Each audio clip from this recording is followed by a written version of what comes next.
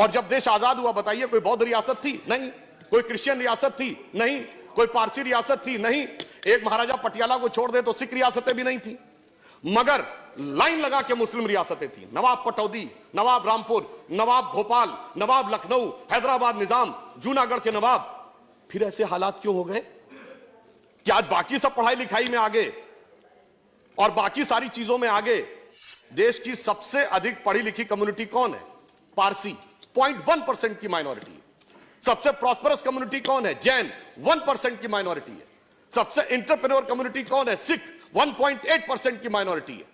अगर इन सबको prosperity, education, आगे बढ़ने के सारे अवसर मिल रहे हैं, तो माइनॉरिटी में जो प्रचंड मेजॉरिटी है उसके साथ कैसे समस्या आई, विचार करने का विषय। कि गंगा जमुनी तहजीब ये थी, संयोग तो ये था, मगर इनकी नजर किधर जाती है? जितने मैंने नाम गिनाए, इनके लोगों की कभी जयंती मनाते हुए वो लोग नजर आए जो आज प्रदर्शन करते नजर आ रहे हैं? वो लोग आज नजर नहीं आते। वो तो आज कहते हैं हमने 800 साल इस देश पे हुकूमत की, अभी कुछ दिन पहले बयान दिया, और फिर कहते हैं कि साहब हम तो मजलूम हैं, हमें अधिकार मिलना चाहिए। ऐसी विचित्र स्थिति आज के देश में आकर खड़ी करने का प्रयास किया जा रहा है जो सत्य से बिल्कुल परे। आपने कभी नहीं सुना होगा पूरी दुनिया में कि कोई यह भी कहे कि हमने इस देश पे शताब्दियों तक हुकूमत की है और फिर यह कहे हमें स्पेशल स्टेटस मिलना चाहिए। मैं पूरी ईमानदारी से एक बात कहना चाहता हूं, जब यह देश आजाद हुआ 1947 में तो 567 रियासतें थी। यह बताइए, आज हम माइनॉरिटी की बात करते हैं, देश की सबसे अधिक पढ़ी लिखी कम्युनिटी कौन है? पारसी, 0.1% की माइनॉरिटी है। सबसे प्रॉस्परस कम्युनिटी कौन है? जैन, 1% की माइनॉरिटी है। सबसे एंटरप्रेन्योर कम्युनिटी कौन है? सिख, 1.8% की माइनॉरिटी है। अगर इन सबको प्रॉस्पेरिटी, एजुकेशन, आगे बढ़ने के सारे अवसर मिल रहे हैं, तो माइनॉरिटी में जो प्रचंड मेजॉरिटी है उसके साथ कैसे समस्या आई, विचार करने का विषय। और जब देश आजाद हुआ, बताइए, कोई बौद्ध रियासत थी? नहीं। कोई क्रिश्चियन रियासत थी? नहीं। कोई पारसी रियासत थी? नहीं। एक महाराजा पटियाला को छोड़ दे तो सिख रियासतें भी नहीं थी, मगर लाइन लगा के मुस्लिम रियासतें थी। नवाब पटौदी, नवाब रामपुर, नवाब भोपाल, नवाब लखनऊ, हैदराबाद निजाम, जूनागढ़ के नवाब। फिर ऐसे हालात क्यों हो गए कि आज बाकी सब पढ़ाई लिखाई में आगे और बाकी सारी चीजों में आगे और एक ही वर्ग पीछे होता चला गया? मुझे लगता है इसमें दोष इसका भी है कि जो सियासत की गई ना, अदावत की और मोहब्बत की। किसी ने दिखाने की कोशिश की कि हमें तुमसे बड़ी मोहब्बत है, तो किसी ने दिखाने की कोशिश की कि फलां को तुमसे बड़ी अदावत है, और उस सियासत ने कहां यह पहुंचाया सभापति जी, किसी को किसी की मोहब्बत ने मारा, किसी को किसी की अदावत ने मारा, पर इस शराफत अली को सेकुलर सियासत ने। इसलिए मैं ये कहना चाहता हूं, आज के इस यथार्थ को देखिए, पूरे देश में जो सामने दिखाई पड़ रहा है। ज्यादा खतरनाक बात जानते हैं क्या हो रही है? मैं सदन का ध्यान आकर्षित करना चाहूंगा कि ज्यादा खतरनाक बात यह हो रही है कि अब यह बहुत उग्र स्वरूप में आगे बढ़ने का एक प्रयोग किया जा रहा है। और उसका उदाहरण मैं यह कहना चाहूंगा, जब सीए का विरोध हुआ तो विषय क्या था कि असम की संस्कृति की रक्षा करनी है या असम के लोगों के हितों की रक्षा करनी है। मगर सबसे पहले आंदोलन कहां शुरू हुआ? जामिया में, उसके बाद अलीगढ़ में, उसके बाद नदवा में, उसके बाद हमारे एक दूसरे सदन के सांसद हैं जो हैदराबाद के, वो सबसे बड़े झंडा बरदार, अलंबरदार बन गए। और सबसे पहले रेजोल्यूशन कहां पास हुआ? केरल की असेंबली में। अब बहुत ही सहजता से समझा जा सकता है, इसमें कोई रॉकेट साइंस नहीं है कि ये। और सुनिए, फिर उसके उपरांत क्या हुआ सभापति महोदय? ये सारे विषय गौण हो गए। पता नहीं कौन कौन से विषय आने लगे उसके अंदर। कश्मीर से लेके धारा 370 से लेके देश को अलग करने से लेके आसाम को परमानेंट अलग करने तक।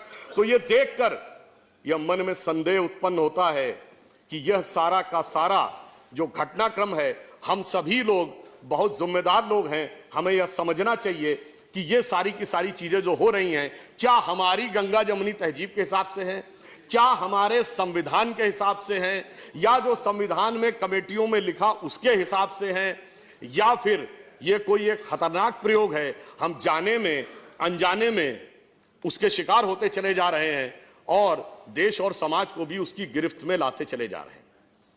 और जब कोई इस प्रकार का कार्य होता है तो मैं सिर्फ एक उदाहरण और फैक्ट कोट करना चाहूंगा। एक बहुत बड़े पत्रकार हैं मार्क टेली, जो 26 वर्ष भारत में रहे, बीबीसी के उन्होंने संवाददाता रहे, उन्होंने, पुरानी बात नहीं है सभापति महोदय, 22 सितंबर 2019 को आर्टिकल लिखा है। उस आर्टिकल में क्या लिखा है कि Muslims in India are the luckiest, Bharat में रहने वाले मुस्लिम समाज के लोग सर्वाधिक भाग्यशाली। उन्होंने उसका एक उदाहरण दिया कि मैं 26 साल दिल्ली के निजामुद्दीन इलाके में रहा, मेरे यहां से थोड़ी दूरी पर हजरत निजामुद्दीन औलिया की दरगाह थी और थोड़ी दूरी पर तबलीगी जमात का ऑफिस था। उन्होंने कहा दुनिया का कोई दूसरा देश होता तो 26-27 साल में कोई एक दूसरे को समाप्त जरूर कर देता, परंतु भारत के मुस्लिम इसलिए भाग्यशाली हैं कि वो अपने मजहब के अंदर भी जिस तरीके से चाहें उस तरीके से इबादत कर सकते हैं। ये कहने वाला कोई संघी भाजपाई नहीं है, ये कहने वाला एक वह पत्रकार है जिसने पूरी जिंदगी भारत में गुजारी है और 2019 में उसने कहा है। इसलिए मैं ये कहना चाहता हूं कि जो कुछ भी हो रहा है इस पे किसी भी प्रकार का खतरनाक खेल सभी के लिए नुकसानदेह हो सकता है। यह नहीं सोचना चाहिए कि सिर्फ हमारा हित साधन होगा और दूसरे को क्षति होगी, अगर, और वो भी विशेषकर जब बगैर किसी आधार के यह बात हो रही हो। मैं फिर एक पंक्ति कोट करना चाहूंगा, बड़े प्रसिद्ध शायर हैं राहत इंदौरी उनकी, और बड़ी फेमस कविता, आप लोगों को बहुत ध्यान होगी, कि अगर है खिलाफ तो खिलाफ होने दो, ये सब धुआं है, कोई आसमान थोड़ी है, आगे है, लगेगी आग तो आएंगे घर कई जद में, लगेगी आग तो आएंगे घर कई जद में, यहां पे सिर्फ हमारा मकान थोड़ी है। यह विचार बिल्कुल ध्यान रखिए कि हम सिर्फ अपना हित साधन करते हुए आगे निकल जाएंगे, ऐसा नहीं। और अंत में मैं ये कहना चाहूंगा, राष्ट्रपति जी के अभिभाषण के पहले, ये अगर आपको समझ में आ जाता तो दुनिया कुछ और होती साहब। अब मैं एक और बात कहना चाहता हूं,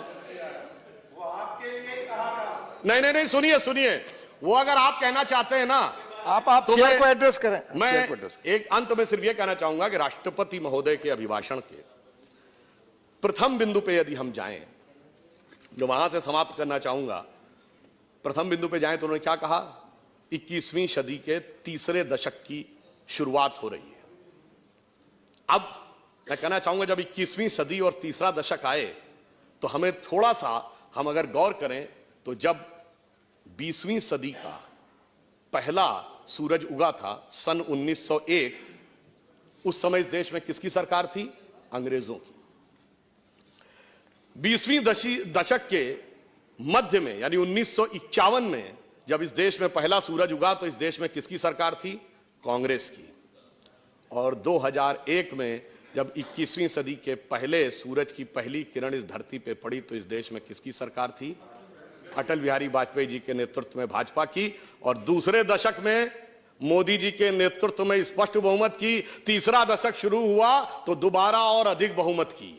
इसका मतलब नियति का संकेत है कि 20वीं सदी अंग्रेज की थी, 19वीं सदी अंग्रेज की थी, 20वीं सदी कांग्रेस की थी और 21वीं सदी भारतीय जनता पार्टी की है। इसलिए आप सब लोग इन विचारों को समझिए, साथ में आइए और जो देश में प्रदर्शन चल रहा है, जो ये विचार चल रहा है, ये पूरी तरीके से तथ्यों पे आधारित नहीं है और जिस प्रकार से आग लगाने का जो प्रयास हो रहा है उसे रोकने का प्रयास करिए। सत्य को ढकने का प्रयास मत करिए। जैसे सूरज को परछाई से ढका नहीं जा सकता, उसी ढंग से सत्य को ढका नहीं जा सकता। आप इस यथार्थ को समझिए, मिलकर साथ चलिए तो देश के लिए भी सत्य होगा। यह पंक्ति कह के समाप्त कहूंगा, अटल जी ने कहा था ना, भरी दोपहरी में अंधियारा सूरज परछाई से हारा।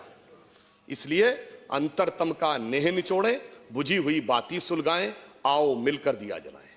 तो देश के इस दिशा में मिलकर कार्य करें, यही कहकर मैं अपना निवेदन समाप्त करता हूं। धन्यवाद। और जब देश आजाद हुआ बताइए, कोई बौद्ध रियासत थी? नहीं। कोई क्रिश्चियन रियासत थी? नहीं। कोई पारसी रियासत थी? नहीं। एक महाराजा पटियाला को छोड़ दे तो सिख रियासतें भी नहीं थी, मगर लाइन लगा के मुस्लिम रियासतें थी। नवाब पटौदी, नवाब रामपुर, नवाब भोपाल, नवाब लखनऊ, हैदराबाद निजाम, जूनागढ़ के नवाब। फिर ऐसे हालात क्यों हो गए कि आज बाकी सब पढ़ाई लिखाई में आगे और बाकी सारी चीजों में आगे? देश की सबसे अधिक पढ़ी लिखी कम्युनिटी कौन है? पारसी। 0.1% की माइनॉरिटी। सबसे प्रॉस्परस कम्युनिटी कौन है? जैन 1% की माइनॉरिटी है। सबसे एंटरप्रेन्योर कम्युनिटी कौन है? सिख 1.8% की माइनॉरिटी है। अगर इन सबको प्रॉस्पेरिटी, एजुकेशन, आगे बढ़ने के सारे अवसर मिल रहे हैं तो माइनॉरिटी। और जब देश आजाद हुआ बताइए, कोई बौद्ध रियासत थी? नहीं। कोई क्रिश्चियन रियासत थी? नहीं। कोई पारसी रियासत थी? नहीं। एक महाराजा पटियाला को छोड़ दे तो सिख रियासतें भी नहीं थी, मगर लाइन लगा के मुस्लिम रियासतें थी। नवाब पटौदी, नवाब रामपुर, नवाब भोपाल, नवाब लखनऊ, हैदराबाद निजाम, जूनागढ़ के नवाब। फिर ऐसे हालात क्यों हो गए कि आज बाकी सब पढ़ाई लिखाई में आगे और बाकी सारी चीजों में आगे? देश की सबसे अधिक पढ़ी लिखी कम्युनिटी कौन है? पारसी 0.1% की माइनॉरिटी है। सबसे प्रॉस्परस कम्युनिटी कौन है? जैन 1% की माइनॉरिटी है। सबसे एंटरप्रेन्योर कम्युनिटी कौन है? सिख 1.8% की माइनॉरिटी है। अगर इन सबको प्रॉस्पेरिटी, एजुकेशन, आगे बढ़ने के सारे अवसर मिल रहे हैं तो माइनॉरिटी में जो प्रचंड मेजॉरिटी है उसके साथ कैसे समस्या आई, विचार करने का विषय। कि गंगा जमुनी तहजीब ये थी, सहयोग तो ये था, मगर इनकी नजर किधर जाती है? जितने मैंने नाम गिनाए, इनके लोगों की कभी जयंती मनाते हुए वो लोग नजर आए जो आज प्रदर्शन करते नजर आ रहे हैं? वो लोग आज नजर नहीं आते। वो तो आज कहते हैं हमने 800 साल इस देश पे हुकूमत की।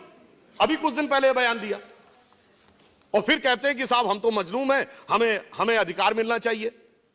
ऐसी विचित्र स्थिति आज के देश में आकर खड़ी करने का प्रयास किया जा रहा है जो सत्य से बिल्कुल परे है। आपने कभी नहीं सुना होगा पूरी दुनिया में कि कोई यह भी कहे कि हमने इस देश पे शताब्दियों तक हुकूमत की है और फिर यह कहे हमें स्पेशल स्टेटस मिलना चाहिए। मैं पूरी ईमानदारी से एक बात कहना चाहता हूं, जब यह देश आजाद हुआ 1947 में तो 567 रियासतें थी। यह बताइए, आज हम माइनॉरिटी की बात करते हैं, देश की सबसे अधिक पढ़ी लिखी कम्युनिटी कौन है? पारसी 0.1% की माइनॉरिटी है। सबसे प्रॉस्परस कम्युनिटी कौन है? जैन 1% की माइनॉरिटी है। सबसे एंटरप्रेन्योर कम्युनिटी कौन है? सिख 1.8% की माइनॉरिटी है। अगर इन सबको प्रॉस्पेरिटी, एजुकेशन, आगे बढ़ने के सारे अवसर मिल रहे हैं तो माइनॉरिटी में जो प्रचंड मेजॉरिटी है उसके साथ कैसे समस्या आई, विचार करने का विषय। और जब देश आजाद हुआ बताइए, कोई बौद्ध रियासत थी? नहीं। कोई क्रिश्चियन रियासत थी? नहीं। कोई पारसी रियासत थी? नहीं। एक महाराजा पटियाला को छोड़ दे तो सिख रियासतें भी नहीं थी, मगर लाइन लगा के मुस्लिम रियासतें थी। नवाब पटौदी, नवाब रामपुर, नवाब भोपाल, नवाब लखनऊ, हैदराबाद निजाम, जूनागढ़ के नवाब। फिर ऐसे हालात क्यों हो गए कि आज बाकी सब पढ़ाई लिखाई में आगे और बाकी सारी चीजों में आगे और एक ही वर्ग पीछे होता चला गया? मुझे लगता है इसमें दोष इसका भी है कि जो सियासत की गई ना, अदावत की और मोहब्बत की।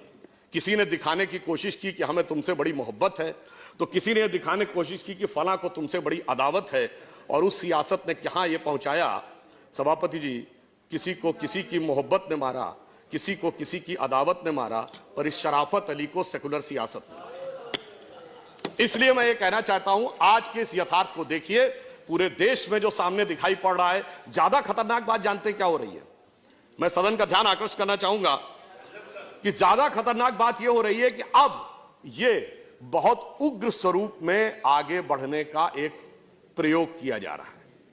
और उसका उदाहरण मैं यह कहना चाहूंगा, जब सीए का विरोध हुआ तो विषय क्या था कि असम की संस्कृति की रक्षा करनी है या असम के लोगों के हितों की रक्षा करनी है। मगर सबसे पहले आंदोलन कहां शुरू हुआ? जामिया में, उसके बाद अलीगढ़ में, उसके बाद नदवा में, उसके बाद हमारे एक दूसरे सदन के सांसद हैं जो हैदराबाद के वो सबसे बड़े झंडा बरदार, अलंबरदार बन गए। और सबसे पहले रेजोल्यूशन कहां पास हुआ? केरल की असेंबली में।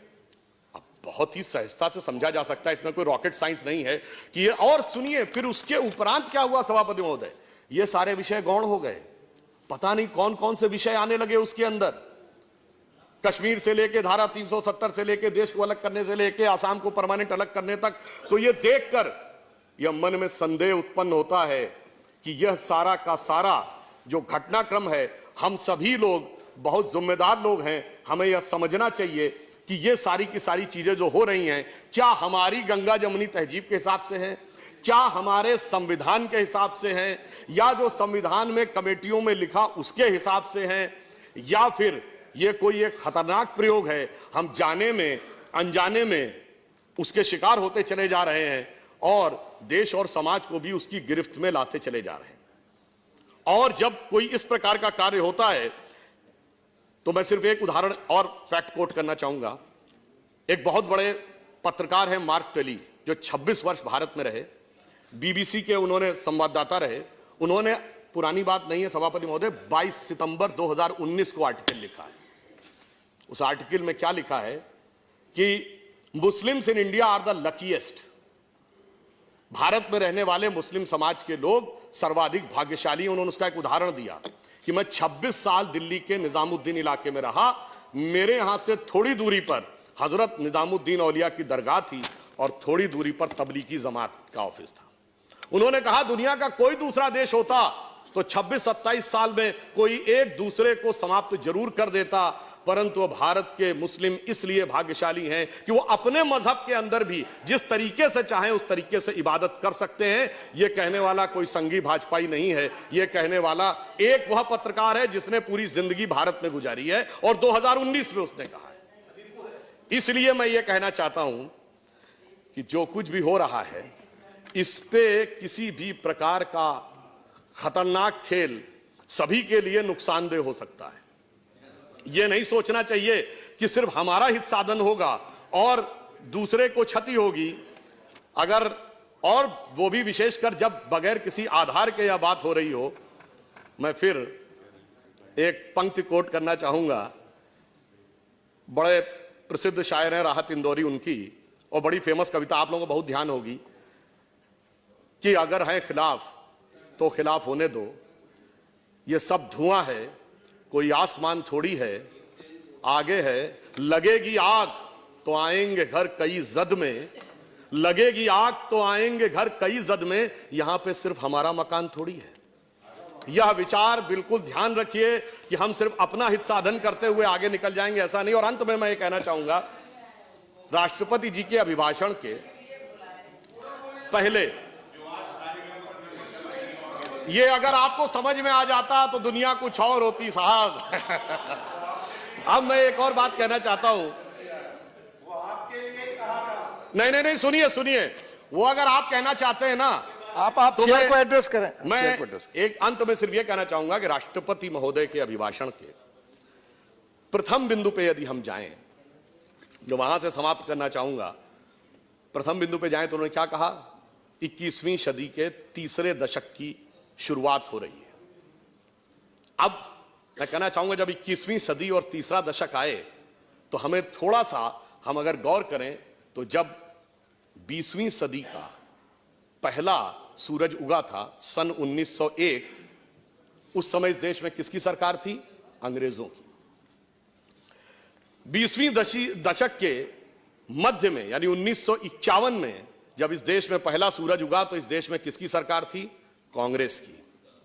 और 2001 में जब 21वीं सदी के पहले सूरज की पहली किरण इस धरती पे पड़ी तो इस देश में किसकी सरकार थी?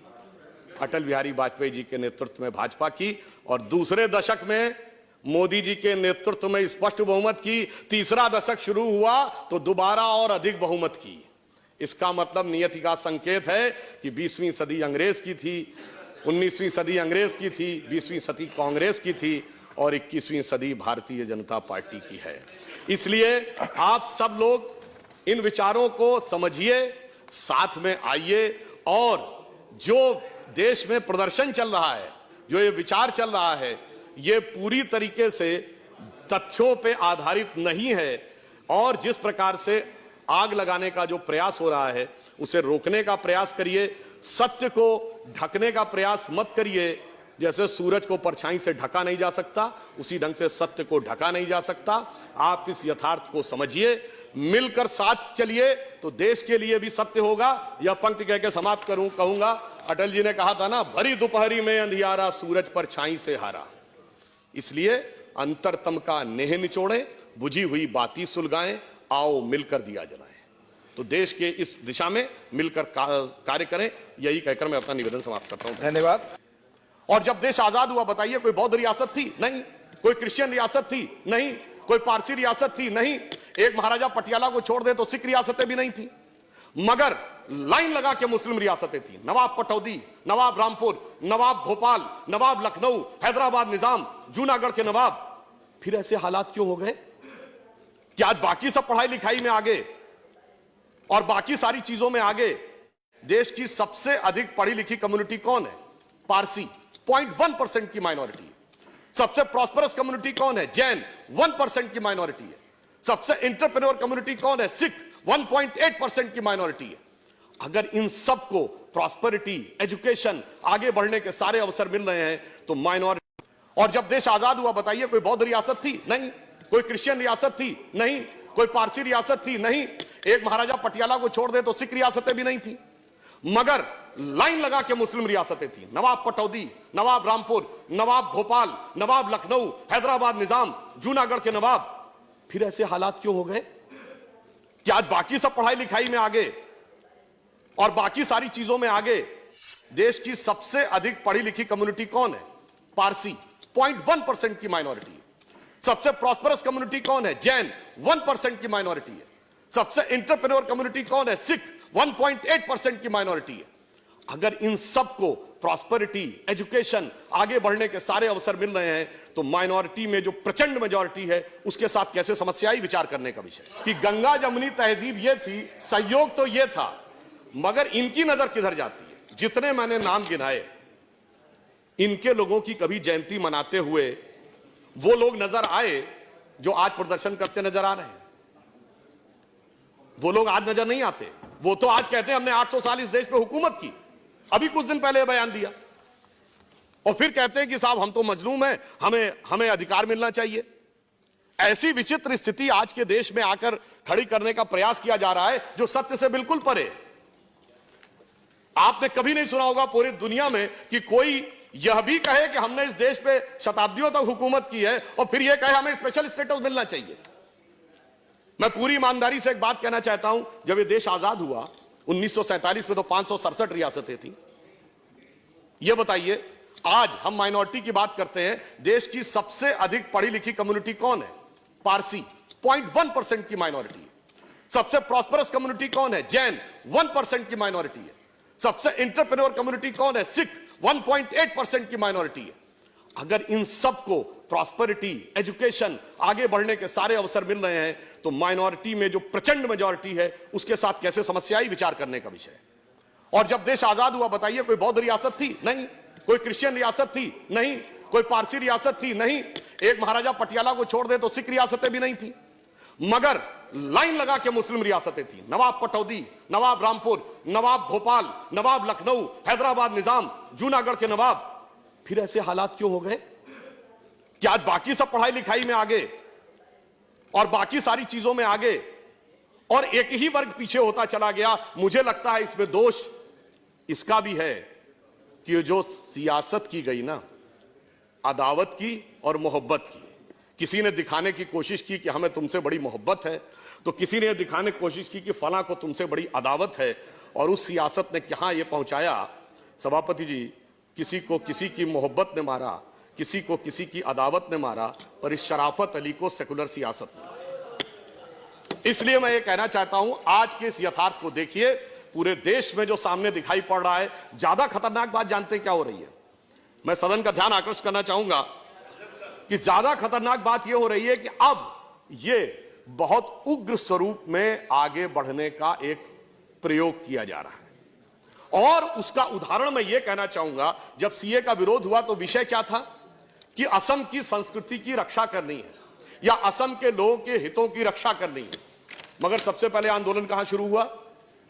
जामिया में, उसके बाद अलीगढ़ में, उसके बाद नदवा में, उसके बाद हमारे एक दूसरे सदन के सांसद हैं जो हैदराबाद के वो सबसे बड़े झंडा बरदार, अलंबरदार बन गए। और सबसे पहले रेजोल्यूशन कहां पास हुआ? केरल की असेंबली में। अब बहुत ही सहजता से समझा जा सकता है, इसमें कोई रॉकेट साइंस नहीं है कि ये। और सुनिए, फिर उसके उपरांत क्या हुआ सभापति महोदय? ये सारे विषय गौण हो गए।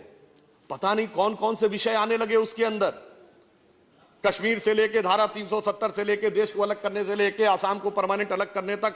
तो ये देखकर यह मन में संदेह उत्पन्न होता है कि यह सारा का सारा जो घटनाक्रम है, हम सभी लोग बहुत जिम्मेदार लोग हैं, हमें यह समझना चाहिए कि ये सारी की सारी चीजें जो हो रही हैं, क्या हमारी गंगा जमुनी तहजीब के हिसाब से हैं, क्या हमारे संविधान के हिसाब से हैं, या जो संविधान में कमेटियों में लिखा उसके हिसाब से हैं, या फिर ये कोई एक खतरनाक प्रयोग है, हम जाने में अनजाने में उसके शिकार होते चले जा रहे हैं और देश और समाज को भी उसकी गिरफ्त में लाते चले जा रहे हैं। और जब कोई इस प्रकार का कार्य होता है तो मैं सिर्फ एक उदाहरण और फैक्ट कोट करना चाहूंगा। एक बहुत बड़े पत्रकार हैं मार्क टेली, जो 26 वर्ष भारत में रहे, बीबीसी के उन्होंने संवाददाता रहे। उन्होंने, पुरानी बात नहीं है सभापति महोदय, 22 सितंबर 2019 को आर्टिकल लिखा है।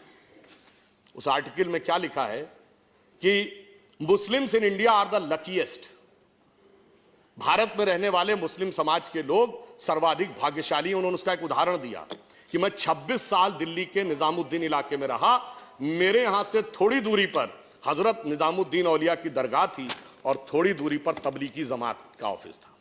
उन्होंने कहा दुनिया का कोई दूसरा देश होता तो 26-27 साल में कोई एक दूसरे को समाप्त जरूर कर देता, परंतु भारत के मुस्लिम इसलिए भाग्यशाली हैं कि वो अपने मजहब के अंदर भी जिस तरीके से चाहें उस तरीके से इबादत कर सकते हैं। ये कहने वाला कोई संघी भाजपाई नहीं है, ये कहने वाला एक वह पत्रकार है जिसने पूरी जिंदगी भारत में गुजारी है और 2019 में उसने कहा है।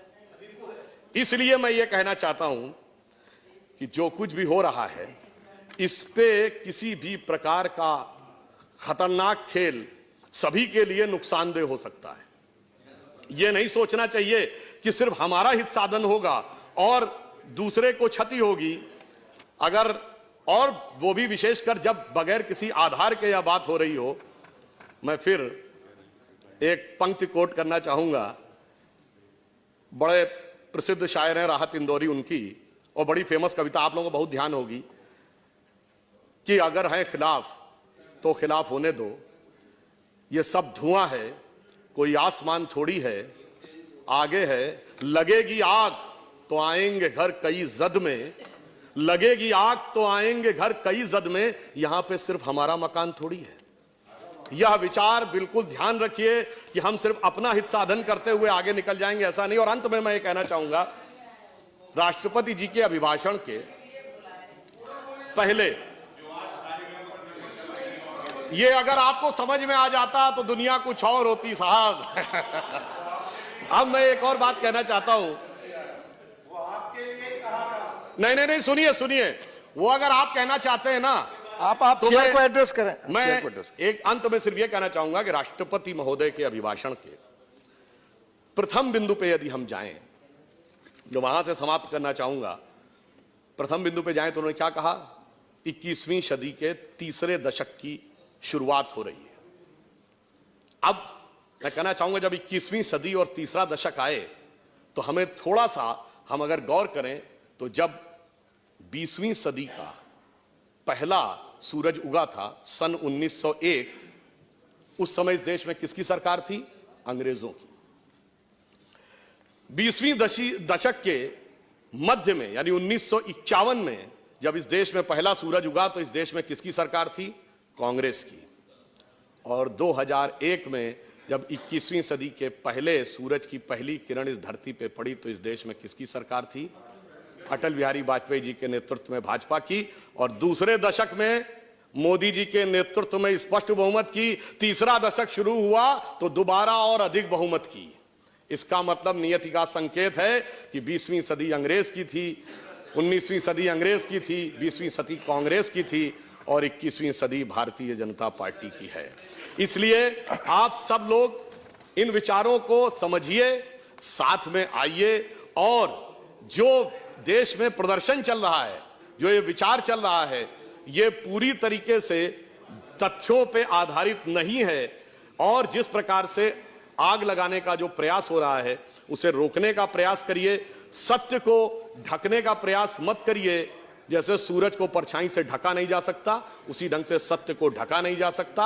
आप इस यथार्थ को समझिए, मिलकर साथ चलिए तो देश के लिए भी सत्य होगा। यह पंक्ति कह के समाप्त कहूंगा, अटल जी ने कहा था ना, भरी दोपहरी में अंधियारा सूरज परछाई से हारा। इसलिए अंतरतम का नेह निचोड़े, बुझी हुई बाती सुलगाएं, आओ मिलकर दिया जलाएं। तो देश के इस दिशा में मिलकर कार्य करें, यही कहकर मैं अपना निवेदन समाप्त करता हूं। धन्यवाद।